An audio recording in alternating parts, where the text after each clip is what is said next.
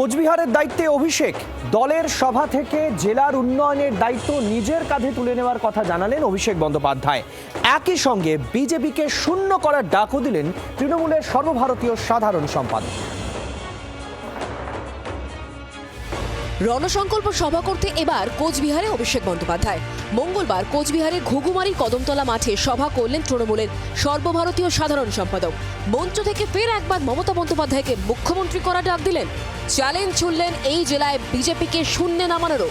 তবে অভিষেকের বক্তৃতায় সবচেয়ে তাৎপর্যপূর্ণ হয়ে রইল কোচবিহারের দায়িত্ব নেওয়ার আশ্বাস।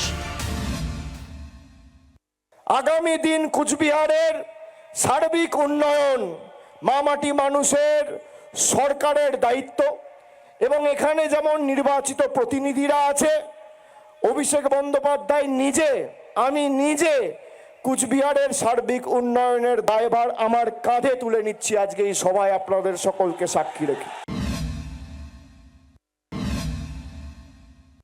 নিশীথ প্রামাণিক প্রাক্তন, বাকি যে কটা আছে তাদেরকেও নিশীথ প্রামাণিকের মতোই প্রাক্তন করতে হবে। আপনি 5 বছর সাংসদ ছিলেন, আপনার কেন্দ্রের সরকার 12 বছর ক্ষমতায়। কোন বুথের জন্য নরেন্দ্র মোদীর সরকার ক পয়সা বরাদ্দ করেছে রিপোর্ট কার্ড নিয়ে আসুন, তারপর মানুষকে মুখ দেখা। অনন্ত মহারাজ নিজে বলছেন যে দেশের প্রধানমন্ত্রীর সার্টিফিকেট আছে, রাষ্ট্রপতির আছে, স্বরাষ্ট্রমন্ত্রীর আছে, তারা নিজে তো বাংলাদেশি পাকিস্তানি। আমি বলছি না, বিজেপির সাংসদ অনন্ত মহারাজ বলছে। সত্যি কথা বলার জন্য আমি স্যালুট জানাই। আপনাদের মনস্থির করে রাখতে হবে যে আগামী 100-120 দিন নির্বাচন অবধি, এই নির্বাচন খালি তৃণমূলকে জেতানোর নির্বাচন নয়, বিজেপিকে শিক্ষা দেওয়ার নির্বাচন। যারা কুচবিহারের মাটিকে বাংলাদেশ বলে দাগিয়ে দিয়েছে তাদেরকে শিক্ষা দেওয়ার লড়াই।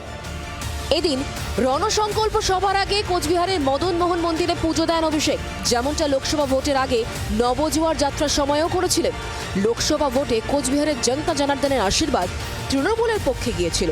বিধানসভা ভোটে কি তারই পুনরাবৃত্তি হবে, নাকি এবার জনমতে ঘুরবে খেলা? সবটাই সময়ের অপেক্ষা। দেবজ্যোতি কাহালি ও নারায়ণ সিংহ রায়ের রিপোর্ট, জি 24 ঘন্টা। বাংলার আওয়াজ, বাঙালির আবেগ, জি 24 ঘন্টা।